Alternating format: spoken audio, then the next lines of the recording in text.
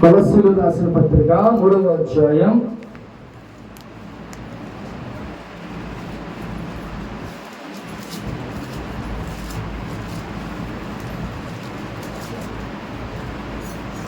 22వ వచనం ఒకసారి చదువుకుందాం. మనుషులను సంతోషపెట్టువారైనట్టు కంటికి కనబడవాలని కాక ప్రభువునకు భయపడచ్చు శరీరమును బట్టి మీ యజమానుల వారికి అన్ని విషయములలో విధేయులై ఉండుడి. చాలు. హల్లెలూయా. దాసులారా, మనుషులను సంతోషపెట్టిన వారైనట్టు కంటికి కనబడదని కాక, అంటే ఇక్కడ దేవుడు ఈ రోజు మాట్లాడుతున్నాడు. ప్రియమైన చాలా మంది అంట మనుషులు సంతోష పెట్టాలని, మనుషుల ముందు మనం భక్తి చూపించాలని, మనుషుల ముందు మనం ఏదో మంచివారం అన్నట్టుగా చాలా మంది బిహేవ్ చేస్తూ ఉంటారు. ఉన్న వాళ్ళందరూ చాలా మంచోళ్ళే, కానీ కొంతమంది గురించి చెప్తున్నాడు ఇక్కడ. ఏమనంటే మనుషుల ముందు బట్టి చాలా భక్తిగా ఉన్నట్టుగా, చాలా మంచి వాళ్ళు అన్నట్టుగా, చాలా యథార్థవంతులుగా నీతివంతులుగా ఉన్నట్టుగా కనబడతా ఉండడానికి ట్రై చేస్తూ ఉంటారంట. అర్థమైందా? మనుషుల ముందు చక్కగా మనకేదో భక్తి వచ్చినట్టుగా, లేకపోతే మన మంచి భక్తి చేస్తున్నట్టుగా, లేకపోతే మనం నీతి పరులాగా మనం కనబడాలని, ఎలాగంట అందరికీ కనబడాలని మనం ట్రై చేస్తూ ఉంటాం. ఒక్కొక్కసారి ఏమైపోతుందంటే మన కోపం వచ్చినప్పుడు, మన జీవితాల్లో ఏదైనా అయినప్పుడు ఏమైపోద్ది, ఆ భక్తి అంతా పోద్ది, అసలు ఉంది మనకి బయటకు వచ్చేస్తుంది. అలాంటి పరిస్థితులు ఉండకూడదని దేవుడు ఈరోజు మాట్లాడుతున్నాడు. మనుషుల ముందు యాక్టింగ్ చేయొద్దు. ప్రేమ దేవుడా, మనుషుల ముందు మనం ఏది చేసినా పర్వాగానే మన దేవుడు చూస్తున్నాడు. ఆ విషయాన్ని మనం చాలా జ్ఞాపకం చేసుకోవాలి. మనుషుల ముందు లేకపోతే లోకంలో మనం ఏం చేసినా, ఎలాగున్నా, ఏదైనా సరే అది ఓకే, కానీ దేవుడు మనల్ని చూస్తున్నాడు అనే విషయాన్ని మనం ఈరోజు జ్ఞాపకం చేసుకోవాలి. చాలా మంది చాలా తెలివిగా ఆలోచిస్తూ ఉంటారు. నేనేం చేసినా కనపడదు, లేకపోతే నేనేమన్నా, లేకపోతే ఏమైనా సరే ఏదైనా చెల్లుబాటు అయితే మనం అనుకుంటా ఉంటాం. నువ్వు అనే ప్రతి మాట కూడా అక్కడ లెక్కించబడి ఉంటుందని దేవుడు మాటలు చెప్తున్నాయి. కాబట్టి దేవుడు ప్రతి మాట అక్కడ లెక్కించబడి ఉంది. మరి నువ్వు ఎలాగ జీవిస్తున్నావు ప్రేమ దేవుని మీద? నువ్వు చక్కగా నీ ప్రవర్తన, నీ భక్తి నువ్వు ఎలాగున్నావో మనుషుల ఎదుట కూడా అలాగే ఉండాలి. నా దేవుని ఎదుట కూడా నువ్వు అలాగే ఉండాలి. ప్రేమ దేవుడు చాలా మంది డిఫరెంట్గా ఉంటారు. దేవుని దగ్గరికి వచ్చేసే దగ్గర ఒకలాగా, లేదా బయట ఒకలాగా మనం ప్రవర్తిస్తూ ఉంటాం. ఒక క్రైస్తవుడిగా అటు విధంగా ఉండకూడదు.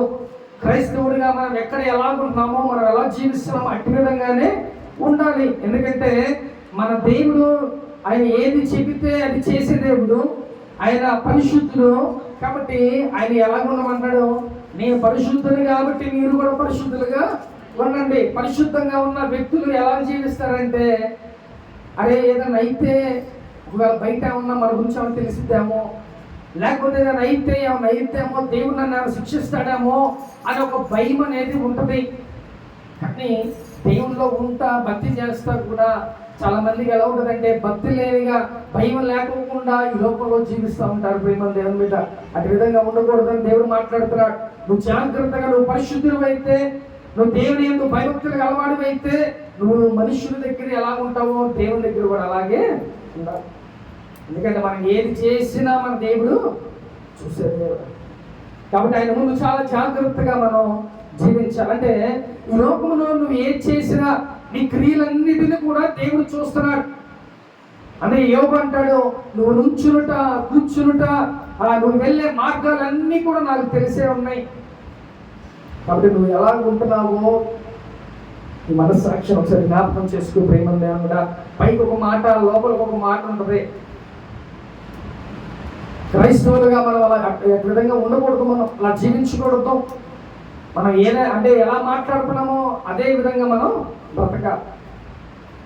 అందుకని పైకి ఒక మాట, లోపల ఒక మాట మనం మాట్లాడుకోకూడదు. ప్రేమ దేవుడా, హల్లెలూయా. కాబట్టి ఇక్కడ ఏమని రాయబడిందంటే, మనుషుల ఎదుట వాళ్ళ కంటికి మనం కనబడాలని, లేకపోతే వాళ్ళని సంతోష పెట్టాలని, వాళ్ళ ముందు మనం ఏదో భక్తి చూపించాలని, ఇంక ఏదో మనుషుల ముందు చేయాలని తాపత్రయపడిపోతూ ఉంటాం చాలా మంది. కానీ మనం అటు విధంగా ఉండకూడదు ప్రియమంది. మనుషులు మెప్పిస్తే మనకేమొస్తుంది? మనుషులు సంతోష పెడితే మనకేమొస్తుంది? మనుషుల ముందు మనం ఏదో చూపించితే మనకేమి రాదు. నువ్వు ఎవరి ముందు నువ్వు ఉండాలంట? మంచిగా దేవుని ముందు ఉండాలి. దేవుని మెప్పించు, దేవుని సంతోషపెట్టు, దేవునిలో నువ్వు చక్కగా ఎదుగు. అది దేవునికి కావాలి. అంతేగాని మన మనుషులను సంతోషపెట్టాం, మనుషుల ముందు మనం యాక్టింగ్ చేస్తే ఏమీ కూడా మనకి కానీ దేవుని ముందు ఆయన్ని సంతోష పెట్టేవారిలాగా, ఆయన ముందు మంచిగా మీ భక్తులు చూపించేవారిలాగా ఈ లోకంలో నువ్వు జీవించాలి. అందుకనే చాలా మంది అంటే మనుషుల ముందు వాళ్ళని సంతోష పెట్టాలని, వాళ్ళ ముందు మనం ఏదో గొప్పవారం అన్నట్టుగా, లేకపోతే వాళ్ళ ముందు మనం ఏదో భక్తి పరుల్లాగా మనం చూపించాలని ఆశపడతా ఉంటాం. కానీ ఆ విధంగా ఉండకూడదని దేవుడు మాట్లాడుతున్నాడు ఈరోజు. చూద్దాం ఒకసారి.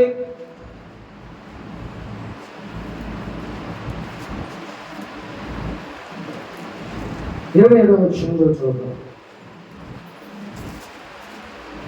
అన్యాయం చేసిన వారికి తాను చేసిన అన్యాయం కొలది మరలా లభించును, పక్షపాతం ఉండదు. చాలు, హల్లెలూయా. ఇక్కడ మన మనుషుల్ని సంతోషపెట్టకూడదంట, లేకపోతే వాళ్ళ ముందు మనం భక్తి చూపించాల్సిన అవసరం కూడా లేదంట. కానీ ప్రభువునందు మనం భయపడాలంట. అలాగే అన్ని విషయాల్లో మనం విధేయులై కూడా ఉండాలంట. ఒకవేళ అట్లా కాకుండా ఉంటే ఏం చేస్తారంట? ఒకవేళ మనం అన్యాయం చేసాం, మనం ఏదైనా తప్పు చేసాం, లేకపోతే ఎవరినైనా మనం బాధ పెట్టాం, ఏదైనా చేస్తే ఏమైందంట? తిరిగి మళ్ళీ అదే ప్రతిఫలం మనకి తెలిసి వస్తుంది. 10 మంది నువ్వు ఏది విత్తుతావో అదే కోస్తాం. మనం ఏదైనా విత్తాం, ఏదైనా బెండకాయలు విత్తాం, ఏం కోయాలి? దోసకాయలు పోతామా? బెండకాయలే కోస్తాం. నువ్వు మంచి చేస్తే నీ మంచి నీకు కోసుకుంటావు. నువ్వు ఎవరికైనా సహాయం చేస్తే ఆ సహాయం మళ్ళీ ఏమైందంట? తిరిగి వస్తుంది. అంటే నీకు ఎప్పుడు అవసరమో ఆ అవసరంలో దేవుడు మళ్ళీ నీకు ఆ సహాయాన్ని పంపిస్తాడు. అంటే నీవు ఎవరికైతే సహాయం చేసావు వాళ్ళు నీకు చేయకపోవచ్చు, కానీ దేవుడు ఏం చెప్పాడు? నువ్వేది విత్తితే అది కోస్తావు, కాబట్టి నువ్వు ఎవరికైతే సహాయం చేసావో ఆ సహాయం ఎక్కడికి కూడా పోదో, ఆ సహాయం ఏమైందంట? తిరిగి మళ్ళీ నీ దగ్గరికే వస్తుంది. కాబట్టి మంచిని విత్తు, మంచిగా కోసుకుంటావు, మంచిగా చక్కగా నువ్వు ఏది విత్తుతావో అదే కోసుకుంటావు, ఆ పంట నేను కోసుకుంటావు. ప్రేమ దేవుడు కూడా అందుకనే ఈ లోకంలోని క్రియలను చాలా జాగ్రత్తగా చూస్తావు. నువ్వు పాపం చేస్తే ఆ పాపం మళ్ళీ తిరిగి ఏమైందంట? మన దగ్గరికి వస్తుంది, మన పిల్లల దగ్గరికి వస్తుంది. అంటే నువ్వు మంచి చేసావనుకో, లేదా మంచి భక్తిని చేసావనుకో, మంచి ప్రార్థన చేసావనుకో, ఆ ప్రార్థన నీకే ఏది విత్తుతో అది కోస్తావు. కాబట్టి నీ పిల్లల తరతరాల వరకు నీకంటూ బ్లెస్సింగ్స్ అనేది ఉంటాయి. ఆ ఆశీర్వాదం నీ కుటుంబం అంతటికి ఉంటుంది. నువ్వు ప్రార్థన పరుడివి, లేదా నువ్వు ప్రార్థన పరురాలు అనుకో, నీ పిల్లలు ఏమవుతారు? ప్రార్థన పరులే. నువ్వు తాగిపోతాడు, తిరిగిపోతాడు అయితే మన పిల్లలు అలాగే ఏది విత్తుతామో అదే వస్తుంటాం. జాగ్రత్త ప్రేమ దేవుని కూడా. దేవునికి భయపడు, దేవుని యందు విధేయత చూపించు. అలా ఉంటే చక్కగా మన కుటుంబం పిల్లలు కూడా చక్కగా ఆశీర్వాదం అనేది ఉంటుంది. ప్రేమ దేవుని కూడా. హల్లెలూయా. కాబట్టి ఈరోజు నువ్వు ప్రార్థన చేస్తే చక్కగా నీ బిడ్డల నీ కుటుంబం అంతా కూడా ఆశీర్వాదం అనేది ఉంటుంది. ఒకవేళ నీ పిల్లలు చేయకపోయినా నీ ప్రార్థన అనేది వాళ్ళకి ఆశీర్వాదకరంగా ఉంటుంది.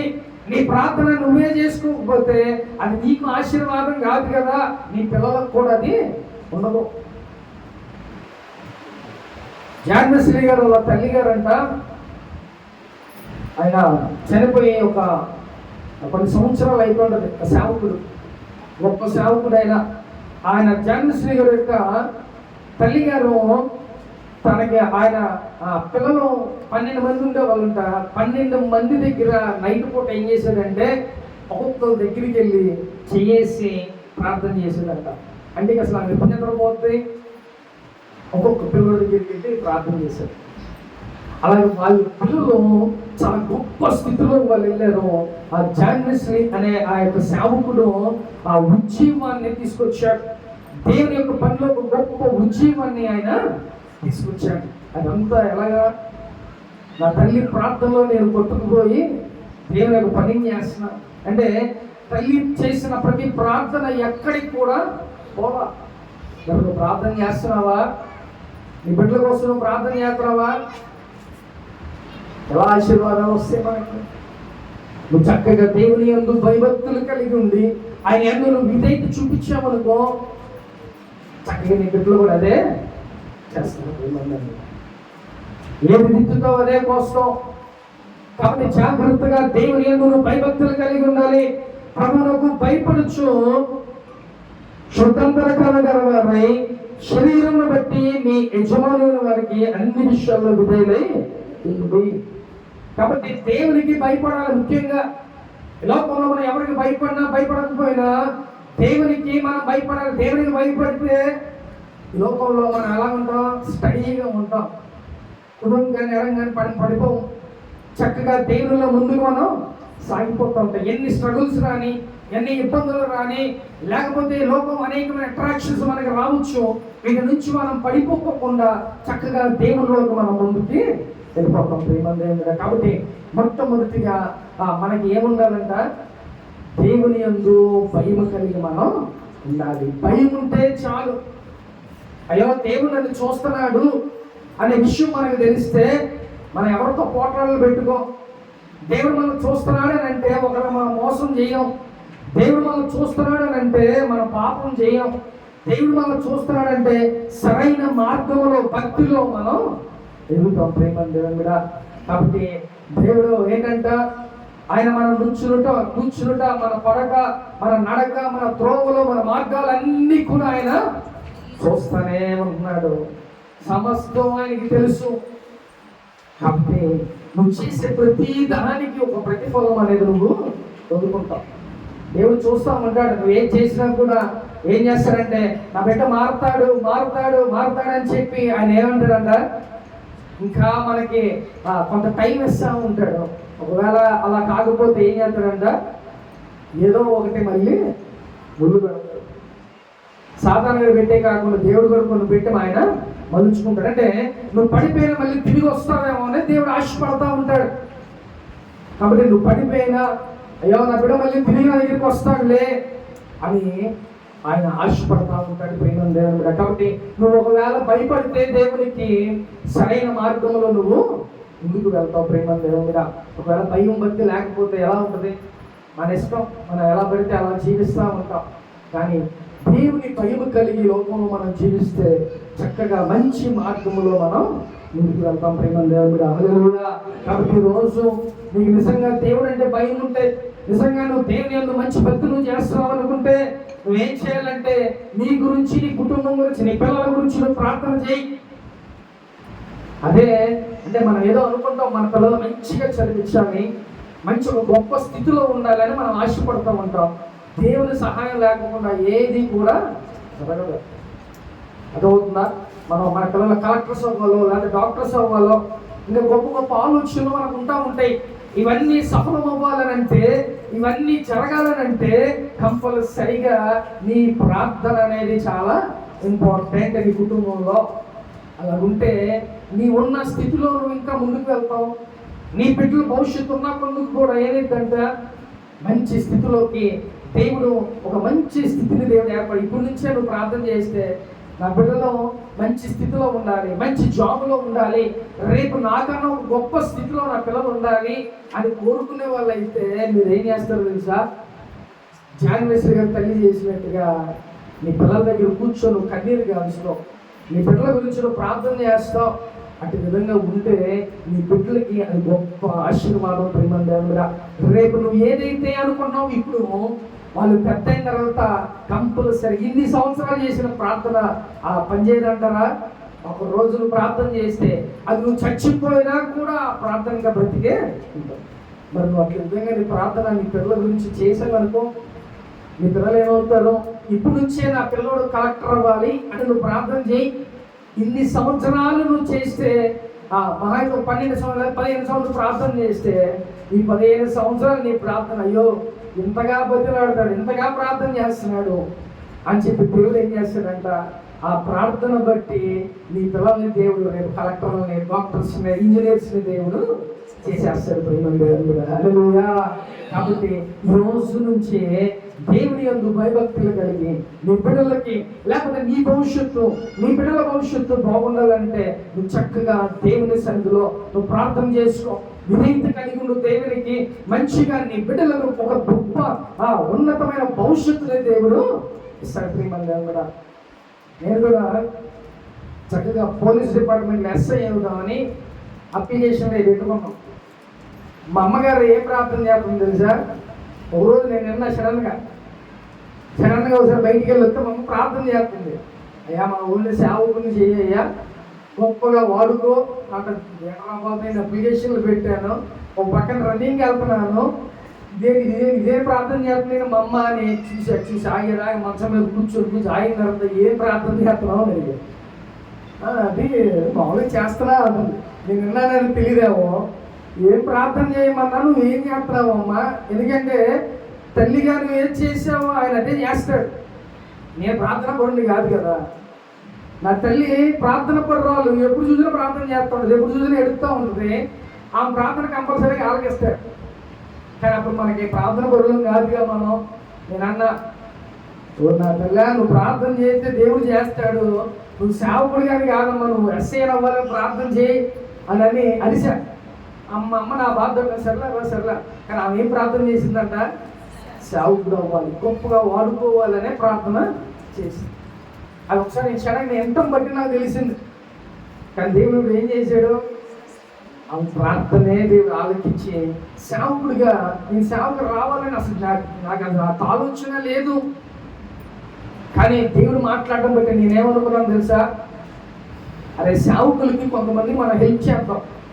ఎందుకంటే సేవకులు పడే బాధల కష్టాలు మనకు తెలుసు కాబట్టి వాళ్ళకి మనం ఏదైనా మంచి జాబ్ చేస్తా చక్కగా ఒక 4-5 సేవకులకి మనం హెల్ప్ చేద్దాం నెల అదేనా సేవే కదా అని అనుకున్నా మనసులో. ఓకే రైట్, అలాగే అనుకున్నా. కానీ మనం అప్లికేషన్స్ పెట్టాం కానీ కనీసం అటెంప్ట్ కూడా నేను చేయలే. ఎందుకంటే ఈలోపు దేవుడు నన్ను గలిబిలి చేస్తాడు, మాట్లాడాడు నాతో.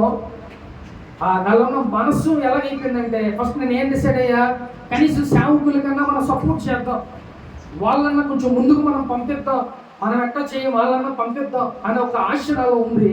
ఇదేమైపోయింది, సరేలే మనం సేవ చేస్తా ఏదైనా జాబ్ చేసుకుంటా ఉందాం అని అనుకున్నట్టే కొద్ది రోజుల్లో ఈ యొక్క మనసు వచ్చేసింది. మళ్ళీ ఇది కాస్త ఏమైపోయిందంట, ఇది కాస్త పూర్తిగా సేవలోకి మనం ఉండాలి, దేవుని కోసం ఎలాగైనా మనం కష్టపడాలి అనే మనసు నాకు వచ్చేసింది.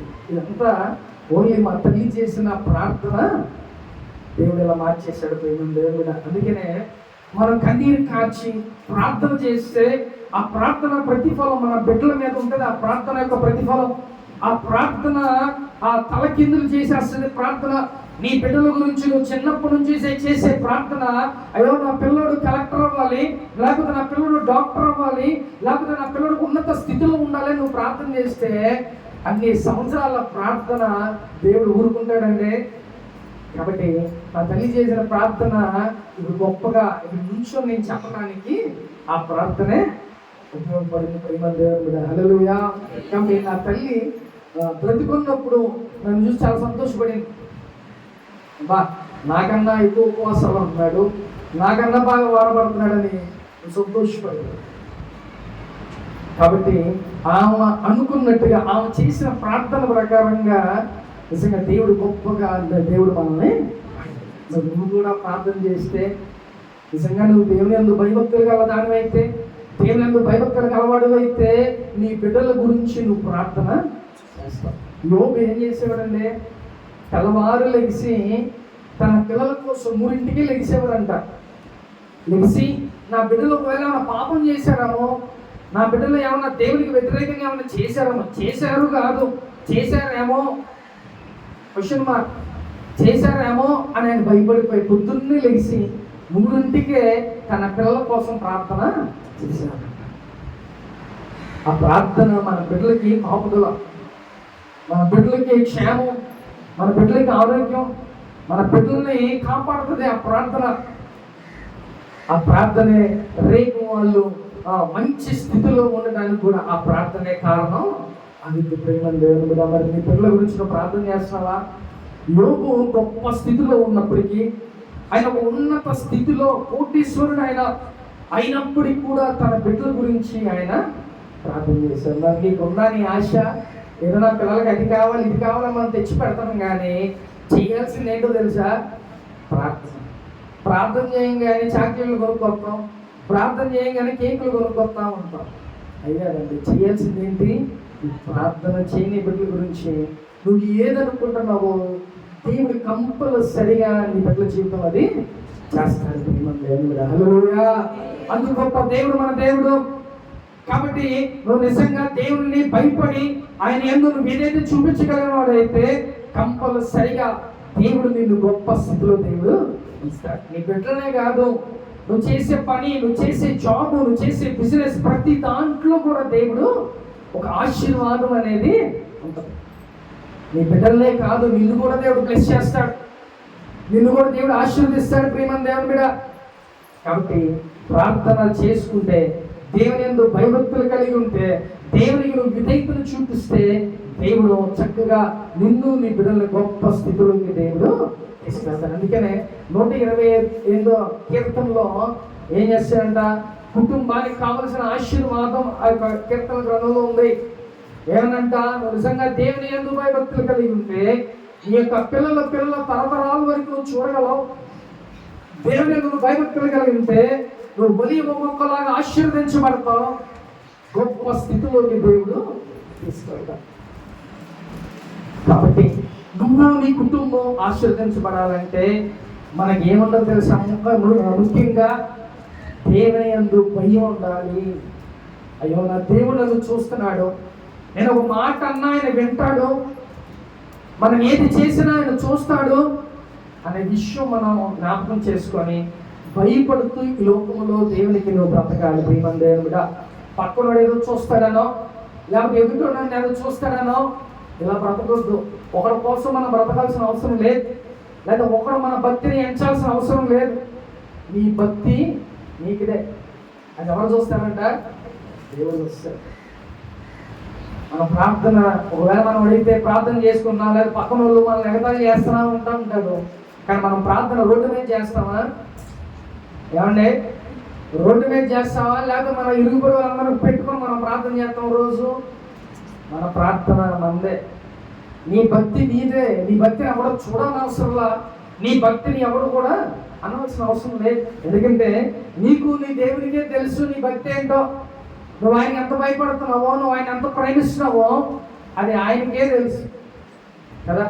మనం చాలా భక్తి చేసేవులే, భక్తి పరుడివి అని అంటా ఉంటారు. కానీ నీ భక్తి ఏంటో నీకు ఆ దేవునికే తెలుసు. కానీ నువ్వు మట్టికి నీ నోటిని నువ్వు చాలా జాగ్రత్తగా ఉంచుకోవాలి. అన్నిటినీ నీకు చాలా మంది ఏం చేస్తాం, మన కోపంలో మనకి వచ్చేస్తాం, మన కంట్రోల్గా ఉండాలి.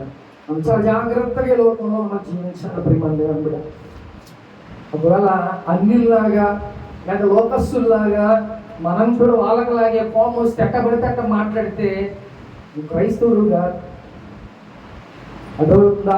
దేవుని బిడ్డగా నువ్వు ఉన్నట్టు కాదు. అది నిజమైన క్రైస్తవుడు ఎలా ఉంటాడు తెలుసా? ఎన్ని నిందలు వచ్చినా, అవమానాలు వచ్చినా తలదించుకొని వెళ్ళిపోతాడు. అనుకునేవాడు అనుకొని, తిట్టేవాడు తిట్టని అని మనం ఏం చేస్తామంట? తలంచుకొని వెళ్ళిపోతాం. అది ఒక క్రైస్తవుడికి ఉన్న లక్షణం.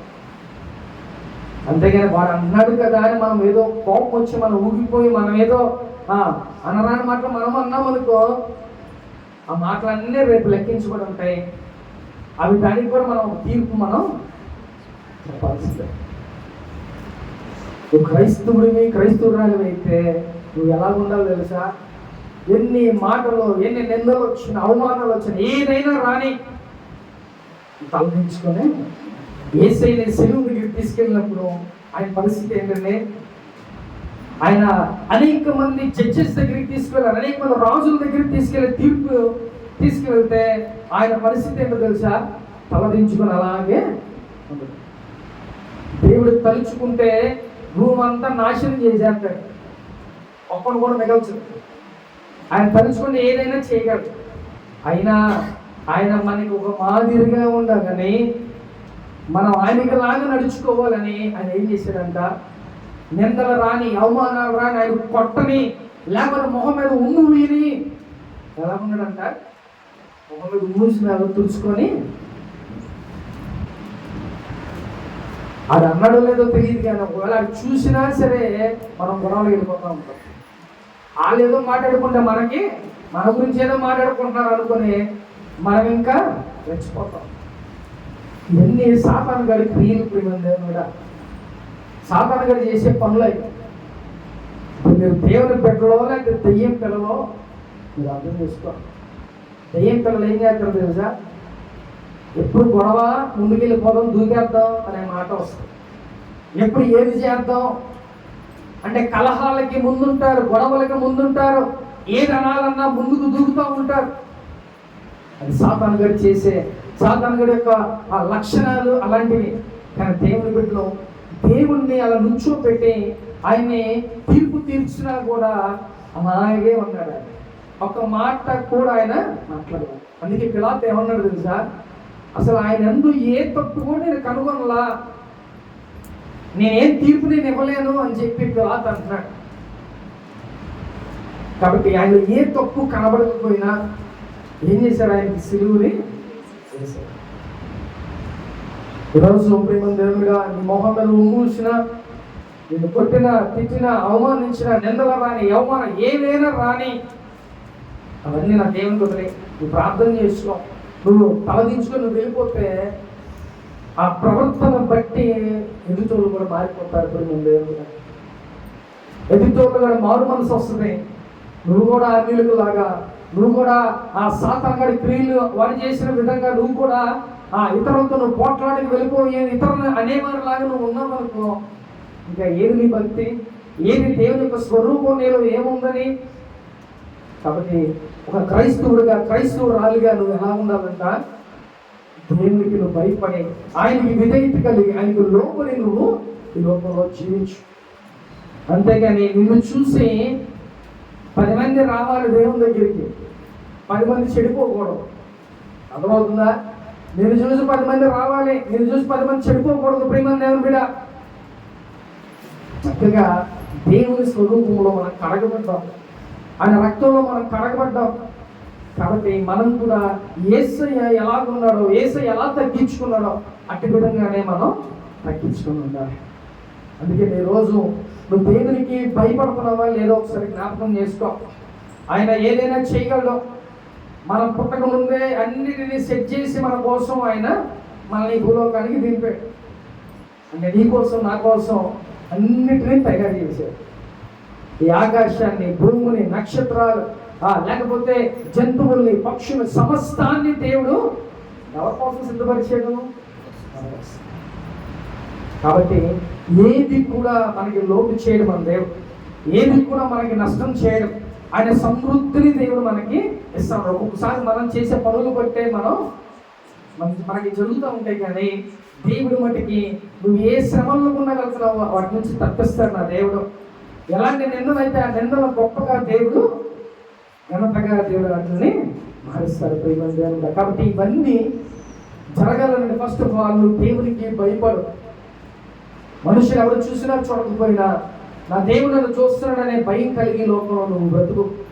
అలా బ్రతికితే చక్కగా దేవుల్లో గొప్ప స్థితిలో నువ్వు ఉండగలవు. అనేక మందికి నువ్వు ఒక మాదిరికరంగా లోకంలో నువ్వు జీవిస్తావు. ప్రేమ దేవుడుగా హల్లెలూయా. చూద్దాం ఒకసారి అదే కొలస్సీయులకు రాసిన పత్రిక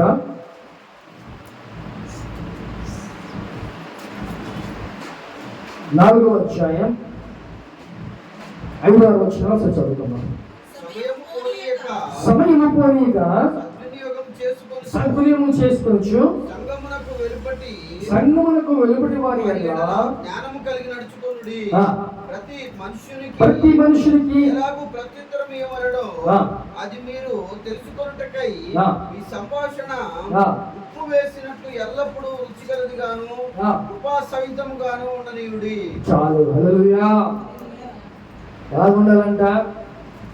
సమయం పోనీక సమయాన్ని సద్వినియోగం చేసుకుంటూ సంఘములో వెలుపుటి వారికి లాగా మనం ఉండకూడదు. సంఘములో వెలుపుటి వారు అంటే ఎవరండి? అన్యులు. కాబట్టి వాళ్ళతో మనం ఎలా బిహేవ్ చేయాలి అనేది ఇక్కడ చెప్తున్నాడు. ఎలా ఉండాలంట? జ్ఞానం కలిగి ఉండాలి. ఇప్పుడు నువ్వు చక్కగా పరిశుద్ధుడివి, పరిశుద్ధురాలివి, జ్ఞానం కలిగి దేవుని జ్ఞానంతో నువ్వు బయట వ్యక్తులతో ఎలా ఉండాలో జ్ఞానం కలిగి ఉండమని అపోస్తలుడైన పౌలు చెప్తున్నాడు. ఏమన్నా నీ పరిశుద్ధత ఎక్కడ పోకూడదు. బయట ఏదైనా గొడవ అవుతుందండి, నువ్వు జ్ఞానం కలిగి అక్కడ ఉండాలి. ఎందుకని? నీ పరిశుద్ధతను పోగొట్టుకోకూడదు. నువ్వు దేవుని భయం కలిగిన దానివి లేదా భయం కలవాడివి, అప్పుడు నువ్వు అక్కడ ఎలా ఉండాలి? జ్ఞానం కలిగి నువ్వు అక్కడ మాట్లాడాలి. జ్ఞానం కలిగి అక్కడ నువ్వు వ్యవహరించాలి. ప్రియమంది కూడా ఒకవేళ జ్ఞానం కలిగి కాకపోతే ఏమైంది? లేని బోధన మనం రాసుకున్నట్టు అయింది. అవును కదా? లేని బోధన మనం రాసుకున్నట్టు అయిపోతుంది. కాబట్టి మనం ఎలా ఉండాలంట? వెలుగుటి వారితో మనం జ్ఞానం కలిగి ఉండమని చెప్పి దేవుడు మాట్లాడుతున్నాడు. నువ్వు జ్ఞానముతో లేకపోతే అన్నీ మనం కాముగా లాగున్నా అది మన మీదకే వస్తుంది కదా. నువ్వు కాముగట్లో ఉన్నా అది మన మీదకే వస్తుంది. అందుకనే నువ్వు జ్ఞానం కలిగి జీవించాలి. అందుకనే అది వచ్చి మీకు చెప్పుకుంటా. ఇద్దరు భార్య భర్తలంట ప్రయాణమై అడవులు వెళ్తుంటే అసలు తన భార్యకి నేనే ఒక ధైర్యం, కొండ, అండ అన్నట్టు తన భర్త భార్యకి ఎప్పుడు చెబుతూ ఉండేవాడు. కొంచెం అలాగే ఉండేవాడు.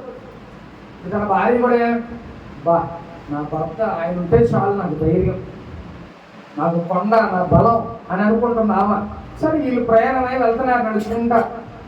అడవులో వెళ్తానంటే ఒక ఎలుగుబంటి వచ్చిందంట. ఎలుగుబంటి రాగానే తన భర్త ఎవరండి? బలం, నా కొండ అని అనుకుంది. అది రాగానే ఏమండి అనేసరికి ఇక్కడ లేడు, పైకి చూస్తే చెట్టు మీద ఉన్నాడు. అప్పుడు తన భార్య ఏం చేసిందండి? జ్ఞానం ఉపయోగించింది. ఆమెకి ఏమైందంటే చచ్చిపోయిన వాటిని అది ముట్టదు, చచ్చిపోయిన దాని జోలికి వాళ్ళు అది వెళ్ళదు ఎలుగుబంటి. అందుకని అది గుర్తొచ్చి వెంటనే పడిపోయి ఊపిరి పెడబట్టి అలాగే ఉంది ఒక 5 నిమిషాలు. అది వచ్చి చూసి ఏం చేసింది? వాళ్ళు చచ్చిపోయారు కనేసి వెళ్ళిపోయారు. అప్పుడు కొండ బలం దిగొస్తున్నాడు. వెళ్ళిపోయిందా అనుకుని వస్తున్నాడు. అప్పుడు లాగి పెట్టి అసలు నువ్వే నన్ను కాపాడుకోనుకుంటే నువ్వు వెళ్ళిపోయావంటే నేను చచ్చిపోయినా పర్లా అనేసి అంటే మనం ఎక్కడున్నా సరే జ్ఞానం కలిగి ఉంది కాబట్టి ఆ యొక్క స్త్రీ తప్పించుకోగలిగింది. ఒకవేళ ఆ జ్ఞానం లేకపోతే ఎట్లా వెళ్ళినా అది చెప్పేసింది. కానీ జ్ఞానం కలిగి అక్కడ స్త్రీ వ్యవహరించింది ప్రేమ దేవుడుగా. అందుకనే ప్రతిసారి ప్రతి చోట మన జ్ఞానం కలిగి ఉండాలి. అందుకనే అపొస్తలుడైన పౌలు అన్నాడు, సంఘంలో ఉన్న ప్రతి ఒక్కరూ వెలుపుటి వారితో మన జ్ఞానం కలిగి బిహేవ్ చేయాలి. జ్ఞానం కలిగి ఉంటేనే మన ఏది కూడా హాని అనేది జరగదు. ప్రేమ దేవుడు. హల్లెలూయా. కాబట్టి జ్ఞానం కలిగి నడుచుకోమని చెప్తున్నాడు. అలాగే ప్రతి మనుషునికి ఎలాగో ప్రత్యుత్తరం యెహోవాను అది మీకు తెలిసినట్టకై మీ సంభాషణ ఉప్పు వేసినట్టు ఎల్లప్పుడూ రుచికరగాను కృపాసత్య సమూహముగా ఉండనీయడే. కాబట్టి ప్రియమైన ఎలా ఉండాలంట? ప్రతి మనుషుని దగ్గర నువ్వు మెప్పు పొందాలి. ప్రతి మనుషుని దగ్గర ఎట్లా ఉండాలి?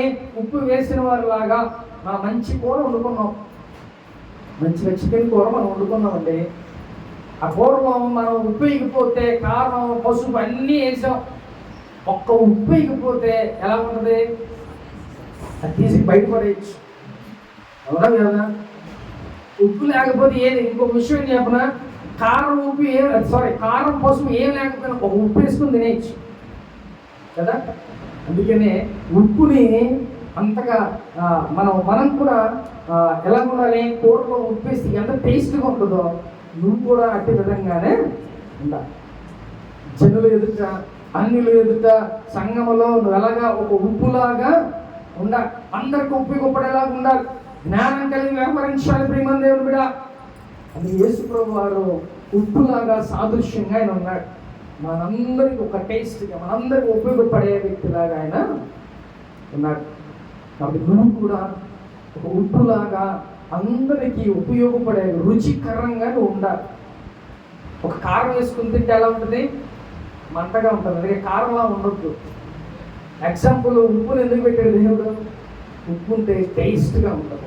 కొంచెం ఉప్పు తగ్గినా ఊరుకోడు. ఉప్పు తగ్గితే టేస్ట్ ఉండదు కాబట్టి ఉప్పు తెచ్చుకొని మళ్ళీ మనం వేసుకుంటాం.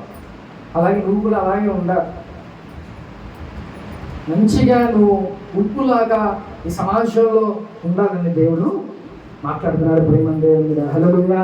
కాబట్టి అందరికీ ఎలాగో ప్రత్యుత్తరం ఇవ్వాలో అవన్నీ తెలుసుకో. ప్రతి సంభాషణలో, లేకపోతే ఎక్కడైనా సరే, ఏదైనా సరే నువ్వు ఎలా ఉండాలంట?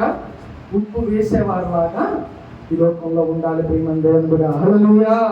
కాబట్టి ప్రేమ దేవుని బిడ్డ, ఎక్కడ ఎలా ఉండాలో, ఆ సంఘంలో వెలుపట వారితో నువ్వు ఎలా ఉండాలో, ఎలా జీవించాలో, ఇవన్నీ నువ్వు జ్ఞానం కలిగి నువ్వు జీవించాలి. అందుకనే మనం ప్రార్థన చేసుకున్నప్పుడు ఏమడగాలి దేవుణ్ణి?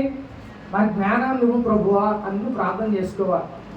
ఆ జ్ఞానం వస్తే చక్కగా నువ్వు ఎక్కడ ఎలా మెలగాలో అది తెలుస్తుంది మనకి కదా.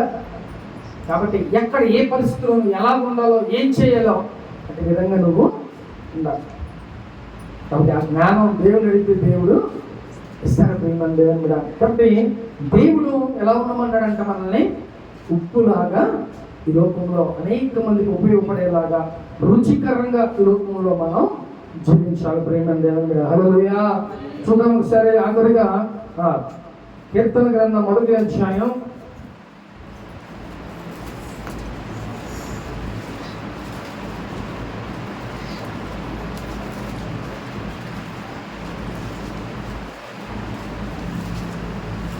1వ అధ్యాయం 1వ వచనం చదువుతాం. దుష్టుల ఆలోచన చెప్పను కనుక, మార్పుల మార్గము నిలవక, అపహాస్యులు కూర్చున్న చోట